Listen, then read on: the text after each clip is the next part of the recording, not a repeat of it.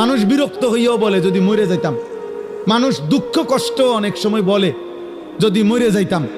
মহিলারা অস্থির হইয়া, মহিলারা বেশি বলে এতে মরে গেলে বালা আসিল। তো ওই আল্লাহর ওলি বলছে, হে বাবা, হে আল্লাহর বান্দা, এখন তো দুনিয়ার পেরেশানির থেকে বললা কবরে গেলে ভালো হইতো, কিন্তু কবরে গিয়ে যখন আযাব শুরু হবে তখন কি বলবা? এবার কোথায় গেলে ভালো হইতো? এখন তো দুনিয়ার থেকে বললা এটা, তখন কি বলবা? তখন কি বলে?